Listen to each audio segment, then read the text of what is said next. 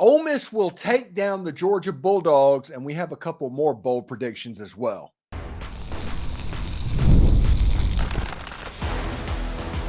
You are Locked On Ole Miss, your daily podcast on the Ole Miss Rebels. Part of the Locked On Podcast Network, your team every day.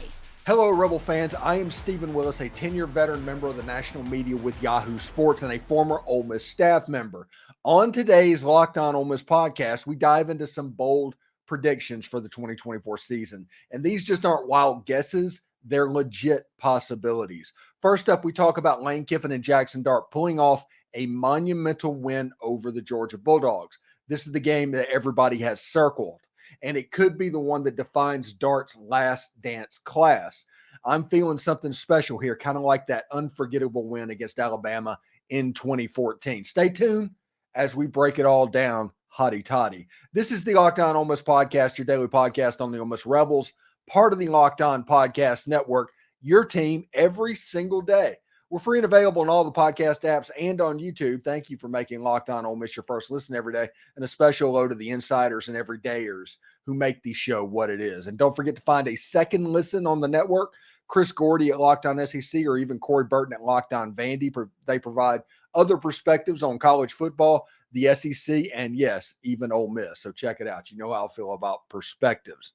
Ultimate College Football HC is a brand new mobile game that is completely free, has no ads, and is 100% playable offline. Use the promo code LOCKEDONCFB, all one word, all caps, inside the game store to receive a free boost to your program. Begin your coaching legacy today. So the Ole Miss Georgia game is the game that has been circled for 9 months. Georgia's walking into a cauldron. This game is already sold out. In fact, Ole Miss is almost sold out of every SEC game this season. I think there's less than 100 tickets for the Mississippi State game for a complete SEC home sellout. But this Georgia game has a chance to be absolutely massive. And yes, before everybody starts and they post down in the comments, yes, I remember what happened a year ago. But that Georgia game a year ago was a blessing in disguise to the Ole Miss program, because it sent them to the transfer portal to get a specific type of players to fix the deficiencies that happened in that football game. Along the line of scrimmage, Georgia just absolutely avalanched Ole Miss. Offensive line going against the defensive line, and their defensive line against Ole Miss's offensive line. Georgia won the line of scrimmage. They were healthy that night. They were fired up that night, and that stadium was a cauldron. They were ready to play. And the result was like a 52-17 win that was not particularly close. It was a game, in my opinion, that was really similar to the Georgia team that was second or third in the country going against Alabama back in like 2009, 2010. I forget about that. It's the game that Georgia wore the black jerseys. And Scott Cochran famously said, whenever asked why Georgia's wearing black jerseys, he said they're dressed for a funeral. And then Alabama went and won 38-0. It was a game that Georgia thought they were ready for. They were not quite ready for. But the roles reversed with Georgia being the hunted this time. Ole Miss is completely up for what's going on. And whenever you look at some of the players that Ole Miss has in their arsenal for this game, one of the players that we really need to look at is Princely Amamuelin. Okay, he had 39 tackles, 11.5 tackles for loss, 7 sacks. A lot of people will talk about his sack numbers against ranked teams versus not ranked teams. I'm not worried about that much. One of the reasons that I think that Ole Miss went out and got this player, he had 39 tackles a year ago. 9 of those tackles from the defensive line position came against the Georgia Bulldogs a year ago. That is a quarter of those tackles came against the Georgia Bulldogs. It is a situation to where Princely showed up and performed against really good teams. Now, you can't pad the stats all the time with the sacks, and they are obviously good enough to slow him down a little bit, but he was able to make tackles and help the team. Another player that I'm interested in is Chris Pupal. He's a guy that had 7 tackles against Missouri. He's a guy that had 12 tackles against Mississippi State. He only had 3 against Ole Miss a year ago, but that's because he got injured. Ole Miss had trouble running the ball when he was in the game. He had 8 tackles against LSU. He came up big against big opponents. So it's not just a flash in the pan type stuff. Ole Miss was very intentional about who they went out and got and who specifically they were going out to get to beat. After the Georgia game, whenever they saw that, they made the decision that they are going to recruit players on the line of scrimmage that is going to give them a chance to not just be competitive, but be good. Ole Miss has 21 players, the most in the entire country because of the transfer portal, on the Senior Bowl watch list. They have the deepest roster potentially in the entire country as far as professional prospects in the next draft class. That cannot be overstated. That is basically a full starting lineup on offense and a full starting lineup on defense Ole Miss has as NFL prospects. That is one more than Georgia. Georgia only has 20. So you're looking at evenly matched talent, at least at the top end of this lineup. It'll be interesting what happens for the second group that hits the field and plays. Georgia has potentially the most talented football team in the whole country. Believe me, whenever I say that Ole Miss is going to win the game, it's not saying that Georgia is going to lose it. Georgia has a ton of talent, but Ole Miss on the line of scrimmage has a chance to be much more competitive. Playing in Oxford, that atmosphere is going to be absolutely nuts, and it's going to provide energy for the offense and the defense. If this game is close in the second half, which it should be, with as good as this defense could be, I could see a situation in the fourth quarter that is at least similar to what 2022 Alabama was like. And in the end, instead of throwing it up to Jonathan Mingo for an incomplete pass, this time Ole Miss catches the pass. This time Ole Miss gets the win. This time Ole Miss does something a little bit that we're not expecting. Whoa. I'm not quite ready to go there for my bold predictions, but that plus 1,500 betting line from FanDuel for Ole Miss to win a national title means that it's probably a value pick with the talent that Ole Miss has on offense. And if Ole Miss beats Georgia, this becomes like plus 300. So the payout amount is going to be much less with a win over Georgia. This is a value bet currently, but we will see exactly how that goes. Like I said, Walter Nolan, Chris Paul, Princely and Mamiellen. You've got the Chucky Mullins Courage Award winner in J.J. Pegues, who's going to play a major role on this football team this year. Jared Ivey is a good player. This defense has a chance to be good. This defense has a chance to be salty. It has a chance to be something that Ole Miss hasn't had in 35 years or so, since 1992, when Tim Bowens and Norman Hand was running around. And even then, those two players were very top heavy as far as what this Red Death defense was able to do. This Ole Miss team is going to be very deep. And with this game being in November, injuries are likely going to play a part on what happens. Right now, Georgia, I think, is a 5 or 6 point favorite preseason going into this football game. 5 and 6 point underdogs win football games all the freaking time. Ole Miss will beat the Georgia Bulldogs and continue their special season. I'm getting fired up just thinking about this. So with a deeper roster than ever before, there's a lot of plays and stats that Ole Miss has to get through. And because of that, we're going to look at some of those stats and who might perform going into the season. Do they have the ability to be immortal? We'll see about that. Hey, Locked On Ole Miss fans. I want to take a moment to give you a heads up on a brand new mobile game that you're going to love as much as I do. It's Ultimate College Football HC. In this amazing game, in simulation, you get to step into the shoes of a head coach and lead your favorite program to glory. Can you imagine actually being the head coach of Ole Miss? Well, from recruiting players to hiring coaching staff to overseeing training camps and handling scholarships, you control every crucial detail of your program. It's all in your hands. Will you be able to handle the pressure? Ultimate College Football HC is completely free. It has no ads and is 100% playable offline. You can go play on the go as you want and when you want to play. And of course, we have a special code for our Locked On Ole Miss fans. Use the promo code LOCKEDONCFB, all caps, all one word, inside the game store to receive a free boost to your program. Make sure you take advantage of this perk as it will set your team off to a strong start.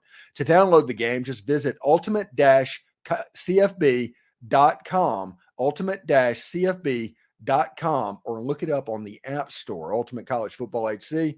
Begin your coaching legacy today. Thank you for making the Locked On Ole Miss podcast your first listen of the day. For your second listen, enjoy the Locked On College Football Podcast. Spencer McLaughlin gets you ready for an exciting season on the gridiron with discussion on the upcoming season and the ever-changing landscape of college athletics, including conference realignment, the transfer portal, NIL, the new college football expanded playoffs, and even more. Locked On College Football is available on YouTube or wherever you get your podcast as part of the Locked On Podcast Network, your team every day.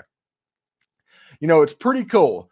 That would be a very bold prediction, beating Georgia, because Georgia probably is the most talented football team in the entire country. But Ole Miss, they're deep. They have a lot. They have the talent available to pull off this win, and it's not a situation to where you would be surprised if Ole Miss won that game. It isn't normal Ole Miss stuff where you go into these games against ranked opponents hoping something can happen. This Ole Miss team is good enough to make something happen. Now, other bold predictions. I think Ulysses Bentley IV is going to have a Quinshon Judkins type statistical season, not in number of carries, but in number of yards and in number of touchdowns. I think Ulysses Bentley IV is tailor-made for this Ole Miss offense. I think he's absolutely perfect for it. And whenever you look at what he can do, it's going to come out. A year ago, he had 95 carries, 540 yards, and 4 touchdowns. I could easily see this number of carries getting up into the 150, 175 range. It's not getting up to 270 like Quinshon Judkins, but I could see it in the 170 range. I can see him at 1,100 yards, and I can see him at 12 touchdowns. That is the type of year that I think he's going to have. He's not going to have a Quinshon Judkins freshman season type deal. He's going to have a Quinshon Judkins last season type deal. And Ulysses Bentley, he's the top returning running back in the entire Southeastern Conference. He is a player that was one of the catalysts for big fourth quarter comebacks, or not comebacks, big fourth quarters a year ago against Georgia Tech, against Arkansas, against Vanderbilt, against LSU. It was Ulysses Bentley IV that made plays and kept Ole Miss in the game and separated as it went. Now, there's a problem with Ulysses Bentley. I think he needs to stay healthy. He's put on a little bit of weight in this offseason. He's up about 205 pounds, but I don't think he's lost any of his speed, so we'll have to be able to see what happens when it comes to Furman. But I do think that Ulysses Bentley IV is going to have a Quinshon Judkins level impact on this season. The next bold prediction that I have is about backup quarterbacks. And I'm also going to explain how I think they're going to handle backup quarterbacks. I think the backup quarterback position is set up to be an Austin Simmons joint, essentially. He's going to win this as it goes. He's 6'5", 220 pounds right now. Supersized quarterback. I call him a Tua plus 3 inches. He might be Tua plus 5 inches at this point. But he continues to grow. He throws the ball around. He's somebody that runs quite a bit. I've heard that he can run in the 4.5, 4.4 type range whenever the combine gets here. He's an athletic guy. He has all the gifts, and he might be the best pure passer of the football in the whole quarterback room at the moment. This is not denigrating Walker Howard at all. I just think Austin Simmons is that good. And you're in a situation to where what I think is going to happen this season, if a quarterback goes down and just need one game, I think Walker Howard might be the first quarterback that goes in. But if something were to happen and you need it to change the quarterback and get it over, I think Austin Simmons becomes the backup at that point. I think he's the leader in the clubhouse to be the starting quarterback next year, and we'll see exactly how that goes. Good quarterback. I've heard many, many good things about Austin Simmons this fall camp. My phone just completely blew up about mentions about what this guy is doing and how he is performing as the number 2 type quarterback and stuff like that. My phone's blowing up. Now, it could be a situation, I will admit this, that Austin Simmons gets a little bit of the benefit of the doubt because more Ole Miss fans know who he is because of baseball. And Walker Howard gets lost. I fully admit that that's a possibility. But if everything what I'm hearing is true, Austin Simmons is pretty set up to be the backup quarterback going forward for Ole Miss. And I think he gets firm and he should be the first person in the game off the bench. But, it could be a situation to where Walker Howard gets one and then the next week Austin Simmons, and they play that game to where they don't name a backup quarterback so nobody transfers in December. So we'll see exactly how that goes. That is going to be interesting, but my bold prediction is that the backup quarterback should be Austin Simmons. And defensively, I think Suntarine Perkins will be an absolute menace to the SEC this year. He's going to be a problem for people. And everybody's going to look at his weight and freak out and do all of that stuff. Don't. He is going to be a freak this season for Ole Miss football. And Pete Golding is going to use them the way that LSU should have used Harold Perkins a year ago, but by moving him all around, but using his gifts to get after the quarterback and his athletic gifts. You're going to see him line up at the jack position. You're going to see him line up at the hybrid position. As far as what used to be called the Husky. You're going to see him playing some straight linebacker. You're never going to be able to get a good gist on where he is going to line up and what he's doing. And as long as he can handle what is about to be asked to him, the numbers are going to follow. Because when you look at Zach Arnett, linebacker whisper, he is really good at getting linebackers opportunities to hit the quarterback all the time. Pete Golding, defensive line whisperer. He's really good at making defensive ends stars of his defense. And then whenever that happens, you have to figure out between them, they should be able to get this done. They will be able to get this done. But those are the bold predictions for this 2024 Ole Miss football season. I think Ole Miss beats Georgia. That's a bold prediction. I think that Austin Simmons is going to be the backup quarterback, that Ulysses Bentley is going to put up 1,200 yards. And, of course, Suntarine Perkins, he's going to be a menace defensively, probably at a higher level. Everybody's thinking about Walter Nolan and Princely and Monmielen. I just think they're going to be able to scheme up him getting some numbers this season. Should be really interesting stuff. Up next on the Locked On Ole Miss podcast, J.J. Pegues won the Chucky Mullins Courage Award. He's doing something a little bit weird, but he honestly deserves the award. So we'll talk about that in just a second. Game Time is the place to get your Ole Miss tickets with killer last-minute deals, all-in prices, views from your seats, and the lowest price guarantee. Game Time takes the guesswork out of buying Ole Miss tickets. There's not a bad seat in Vaughn Hemingway Stadium. There's just not. But Game Time makes it to where you can see the actual view from that seat from whatever ticket you're looking at buying. And that'll help before you check out. They have the lowest price guarantee, event cancellation, job loss protection. They take the guesswork out of buying Ole Miss tickets with Game Time. And with this being the most anticipated season in Ole Miss football season history, heck, they're about to have hard sellouts on every SEC games, according to Brad Logan. I might be able to help you out with tickets. Download the Game Time app, create an account, and use code LOCKEDONCollege for $20 off your first purchase. Again, create an account, redeem code LOCKEDONCOLLEGE for $20 off. Download Game Time today. Last minute tickets, lowest price guaranteed. So J.J. Pegues won the Chucky Mullins Courage Award. Now, they don't do banquets like they used to do. They handle it a little bit differently. Used to, we would know the number 38 in the spring, and we'd have Brad Gaines come in and all of that stuff. They made a big deal out of all of that. Here recently, they just announced it seemingly at a team meeting about a week before the season, and they've done that pretty much since COVID. They didn't go back to doing the banquets after COVID. And J.J. Pegues won the award. And honestly, everybody thought he was going to win the award. He's an Oxford kid. He's a leader of this team. He checks all the boxes.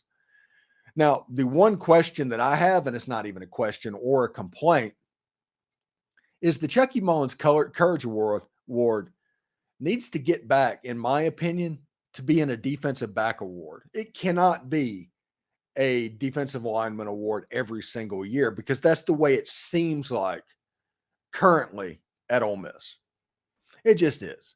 But J.J. Pegues is going to be a wonderful ambassador for Ole Miss and the Chucky Mullins Courage Award, the number 38. Now, here is the interesting thing this year that J.J. Pegues is doing that I don't really remember any other players doing.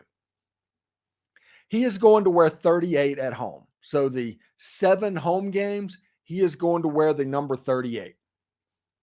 In the 5 road games, he is going to wear the number 89, and I'm assuming with a patch. So you're going to see a best of both worlds type situation. I don't understand it. I'm sure we're going to get the story eventually. But right now, I don't necessarily understand that. 38 it's a big deal for me. If you are my age, specifically my age, that happened when I was 13 years old to Chucky Mullins. When I was 13 years old, the Chucky Mullins situation happened. When you're 48 years old, that kind of sweet spot, 45 to 50 and above, this award means a little bit different. You know, it hits a little bit different. And we need to make sure that we respect it and what it means. It doesn't just become a box to check. J.J. Pegues, he did all the right things, the phone call, the whole 9 yards, fantastic. I am not saying that, okay? Do not hear me say that.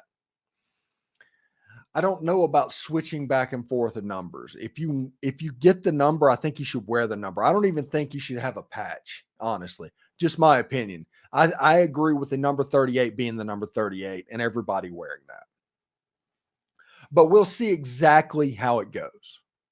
I mean, an excellent ambassador. And I'm unbelievably fired up about J.J. Pegues winning this, and I think he's going to do a fantastic job for Ole Miss in that role this season. But we'll see exactly how it turns out. Now, let's turn the page a little bit, because tomorrow they play college football. That's the reason we did the bold predictions on the last off-season episode of the entire year before we get into game week. That's the reason we did the bold predictions. Florida State and Georgia Tech playing in Ireland tomorrow. Really big deal. Georgia Tech has the Celtic knot or whatever on their helmet. Looks really good. If you haven't seen it, look it up. Fantastic.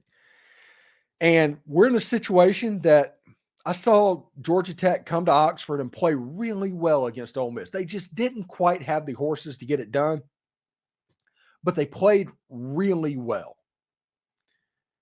And there's no Keon Coleman. There's no Johnny Wilson for Florida State, which means what made them what they were a year ago, between that and the running game, is not necessarily there. So I think there's more questions than people are willing to admit for the Florida State Seminoles. That, in combination with how good the Georgia Tech Yellow Jackets are and how young they were a year ago lets me know that 10.5 points or whatever that line is, line's a little bit too high. And when you deal with the jet lag, and jet lag is always a problem when you fly east, always. It's a much greater problem when you fly east than when you fly west, unless you're going to the other side of the world. I have flown to Italy and I have flown back. When I flown to Italy, I was worn out and just immediately went to sleep. When I flew back, I was able to tough through it a little bit. The jet lag's a problem, and that tells me it's going to be a little bit sluggish, which means, hey, take the under. If you have to bet on this game, this is an under bet, but I do think Georgia Tech has a chance to win this game outright, not just cover.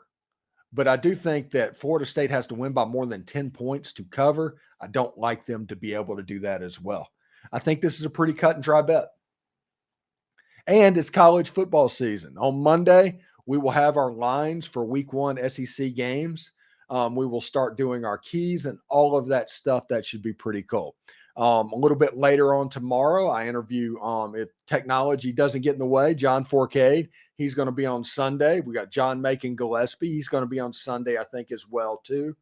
And we have, I'm interviewing Joe DeLeon, who will be the crossover for the Furman Paladins that'll air next Thursday. So I'm pretty fired up about where we're sitting right now, but we are done. It's done now. It's college football season. It's here. Finally. And that's a really, really great thing. Thank you for making the Locked On Ole Miss podcast your go-to source for Ole Miss sports. We pride ourselves on offering the most comprehensive perspectives, which is why we're the number one Ole Miss podcast out there, and your support means the world to us. For your second listen of the day, check out Locked On College Football Podcast. Spencer McLaughlin will get you hyped up for an exciting season with in-depth discussions on upcoming games and the ever-evolving landscape of college athletics. From conference realignment to the portal to NIL to the new college football playoffs, Spencer covers it all. You can find Locked On College Football on YouTube or wherever you get your podcast as part of the Locked On Podcast Network, your team every day. Also, exciting news. Now you can become a Locked On Ole Miss Insider. It is the best and easiest way to stay updated on all things Ole Miss sports. It's a texting program that sends you notifications of everything relevant without the hassle of the message boards that are filled with trolls, and you have to dig through all that to get to real information. So enjoy a 14-day free trial and experience the future of college sports coverage. We're constantly adding new perks as we grow, so don't miss out. The link is down in the description. And for those watching on YouTube, we're going to send you there right now. Hotty toddy, everyone. College football's here.